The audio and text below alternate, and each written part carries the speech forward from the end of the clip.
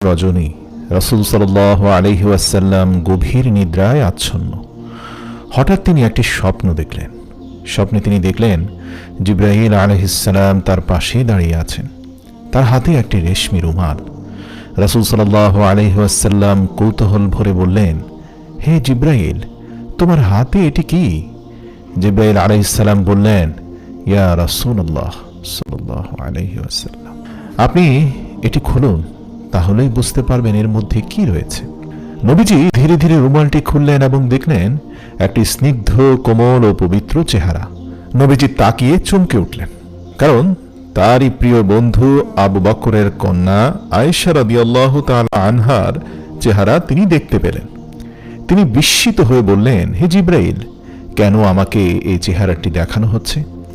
জিবরাইল আলাইহিস সালাম বললেন, ইয়া রাসূলুল্লাহ, তিনি হবেন সেই মহিমান্বিত নারী যিনি এই দুনিয়াতে এবং আখিরাতেও আপনার স্ত্রী হবেন। তিনি আপনাকে ভালোবাসা দিয়ে সকল দুঃখ ও কষ্ট ভুলিয়ে দেবেন। এ কথা বলে জিবরাইল আলাইহিস সালাম অদৃশ্য হয়ে গেলেন। রাসূল সাল্লাল্লাহু আলাইহি সাল্লামের ঘুম ভেঙে গেল। তিনি চিন্তাগ্রস্ত হয়ে রুমের ভেতর হাঁটতে লাগলেন। তিনি ভাবতে লাগলেন, আয়েশা তো এখনো শিশু, কিভাবে সে আমার স্ত্রী হতে পারে? 3 রাত পর একই স্বপ্ন দেখার পর তিনি নিশ্চিত হলেন এটি আল্লাহর পক্ষ থেকে একটি নির্দেশ। তা না হলে একই স্বপ্ন টানা 3 রাত ধরে আল্লাহর রাসূল কেন দেখছেন?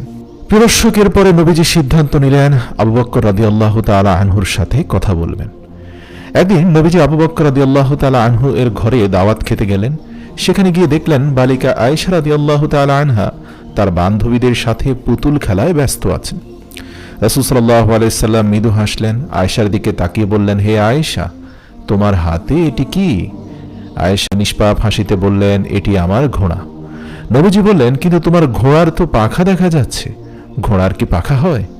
আয়েশার সঙ্গে সঙ্গে বললেন, আপনাকে কে বলেছে ঘোড়ার পাখা হয় না?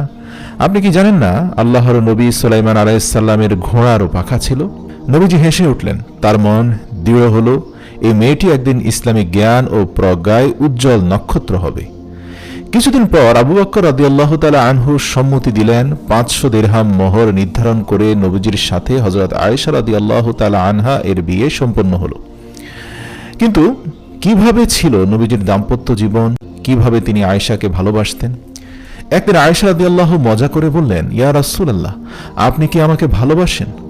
নবীজি সাল্লাল্লাহু আলাইহি ওয়াসাল্লাম বললেন, হ্যাঁ আয়েশা, আমি তোমাকে খুবই ভালোবাসি।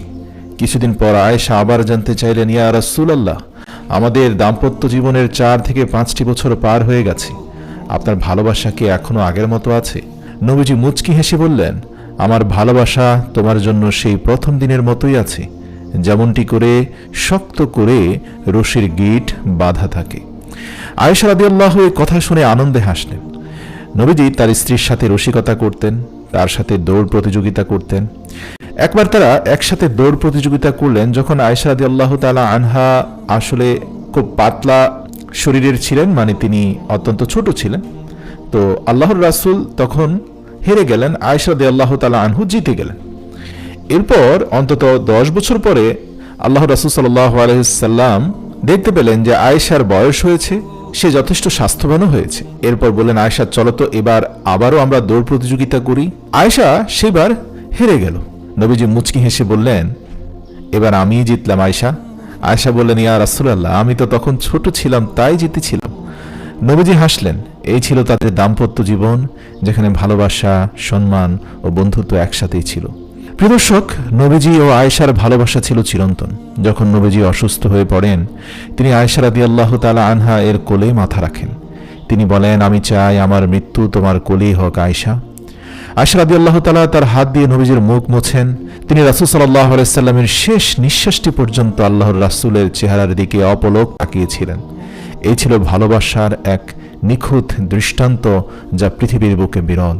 প্রিয় দর্শক, ইতিহাস বলে একজন স্বামীকে তার স্ত্রীর সাথে বন্ধুর মতো আচরণ করতে হবে, যেমনটি মা আয়েশার সাথে আল্লাহর রাসূল করতেন। শুধু তাই নয়, আল্লাহর রাসূলের শিক্ষা হচ্ছে ভালোবাসার প্রকাশ ও যত্ন নেওয়া গুরুত্বপূর্ণ। এছাড়া নবীজি আমাদের শিখিয়েছেন স্ত্রীর সাথে খেলাধুলা করাও সুন্নাত।